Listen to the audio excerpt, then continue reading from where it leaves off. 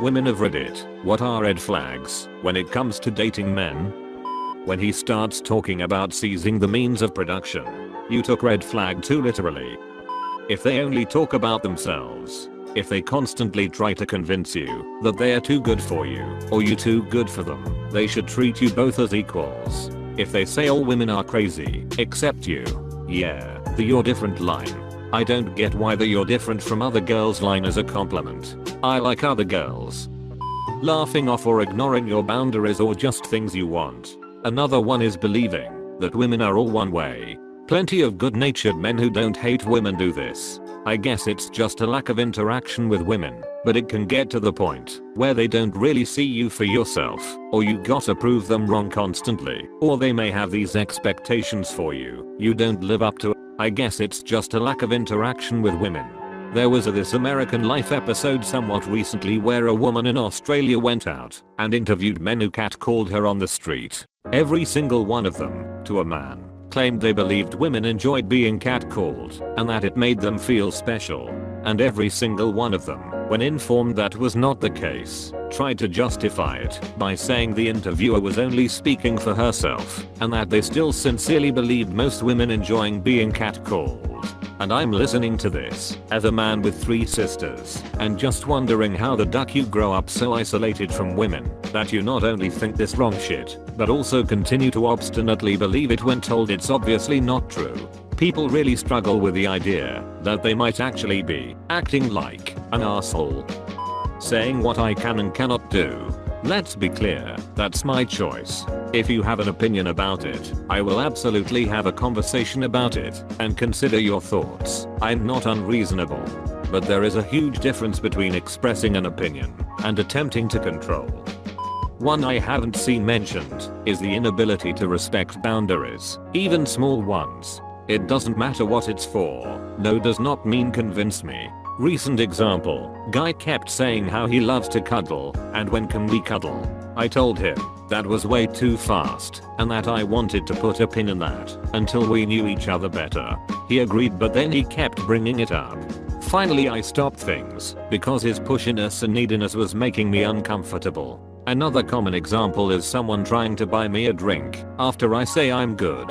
Makes me wonder A, why they want to get me drinking so badly, and B, if they don't hear no here where else will they not hear it? If he is a actually guy, no matter what anyone says, he knows better, even if the person is offering just an opinion. Trying to isolate you from friends or family. This can be so sneaky. I had an so once who was acting really upset, and when I asked him why he said it was because my mom told him a lie. I don't even remember what it was, but he was really upset that she lied to him. Said he didn't feel like he could trust her anymore. Then a few weeks later he said the same thing about my sister. Then a month later it was my best friend. Once I realized that I was pulling away from everyone in my life because if he couldn't trust them then I couldn't trust them. I had a huge oh shit moment where I realized oh my god, he's about to start getting got out of there so fast after that. When they're obviously hiding something and you ask about it and they get mad. Edit. Many people are asking if I was prying into his personal life. No I was not. I was dating a guy who said he wanted a relationship with me and I told him I wasn't ready for that yet. I saw him flirting with a girl I knew. He was touching her everywhere, tickling her and wrapping his arms around her. Later when I was with him, I asked him if he had feelings for her and he was very angry that I asked that. That was a red flag. Later I found out he was doing the exact same thing with her, telling her he wanted a relationship with her and telling her that him and I were just friends. Getting incredibly defensive when you ask about small things too. Wanting to know the password for your phone or laptop before you are ready for them to know the password and getting more and more pushy about it. I think you could safely drop the before you are ready for them to know the password. Can't really think of any reason I'd feel the need to know a girlfriend's or spouse's phone password. My so had needed my phone password to answer texts and check directions since I'm usually the one driving. Reading these threads and seeing all the weird people that people are dating always feels so bad when realizing how super single I am. Don't feel bad about being single. You're better alone than with someone who is bad for you. You have to remind them constantly of plans you've made. They cancel last minute on plans 9 times out of 10 and act like it's no big deal, and then tell you you're being too sensitive when you begin to get frustrated. Doing nothing in public, only hanging out in private. But then for some reason it is a massive deal if you tell them in advance that you can't be there for something they want to do. But they're being rational when they get upset. If they seem to be trying out different personalities on you at first, seeing which one you respond to, this person is manipulative. Hard to explain, but they put on very different social masks to exploit people. I don't think I've encountered this. It sounds disturbing. I'm guilty of this one. Never really thought of it as manipulative. I have confidence issues. Pretending to be someone more likable helps with that. Yeah, this is probably more true than I want to admit. I was told that when we started dating, I was to install a GPS program onto my cell, so he'd know where I was at all times. He flipped when I told him nope, argued that his last GF did it and that's how he caught her cheating, so it was a sign of trust. Got TF out of there immediately. One of my biggest red flags is when men try to psychoanalyze me on the first few dates, like if they say, "Let me guess you're one of those girls who X." This is especially worse if they do it based on how I look.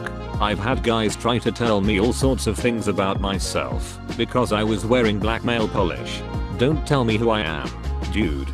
You just met me. Let me guess, you're one of those girls who doesn't like it when guys psychoanalyze them. The black nail polish gave it away. When they nitpick at little insignificant things and claim they are indicative of underlying issues, for instance they don't fold their laundry and that shows they are lazy and unambitious. When you look at the rest of the responses in this thread, this suddenly becomes ironic.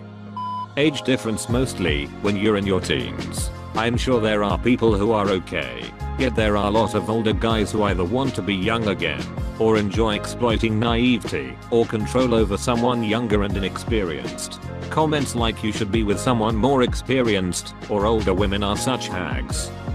Failure to launch. If he's in his 30s with no ambition or concrete plan in life and only has potential, that's a red flag to me. It doesn't really matter what the career path is, so long as the wheels are in motion. I'm in my 30s and have no ambitions or concrete plans involving what I do for a living. Honestly, I don't care what I do, and I couldn't care less about a career. My goals are on what I want do with my spare time. I work to live. I don't live to work. See, to me that counts as a plan in life. As long as you have your money worked out, or mostly stable, what's the harm? This is a general gendered thing, as I honestly think most of the relationship red flags are, but if they have health issues, mental or physical, and don't take them seriously, won't get proper treatment, or follow the proper treatment plans put in place for them by professionals, it's irresponsible and careless, and if they have that attitude about something as important as their health, you can bet it carries over into other aspects of their life. Men who nitpick. No, it will not stop.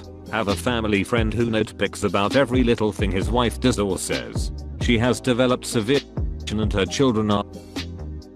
When I was dating, I noticed the guys always tried to impress me, treated me special. A lot of flattery and an essence of falsehoods. However, when I found my husband, he treated everyone special. Everyone was treated with kindness and respect. He was genuinely that kind.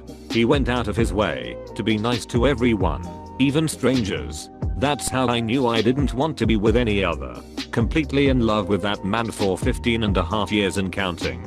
He is such a joy in my life. I could on, but I'll just say my most recent one. I met this guy on Tinder. We texted back and forth for a while. One evening I texted him telling him he'd had a rough day and felt really down. To which he then launched into how his day was worse than mine and whined intensely for half an hour, after which I never replied again. If a woman comes to you saying she is down, it's healthy to try and lift her up. It is not a pissing contest to match her down for down. Even though misery loves company, women look for someone who will comfort them, not compete with them.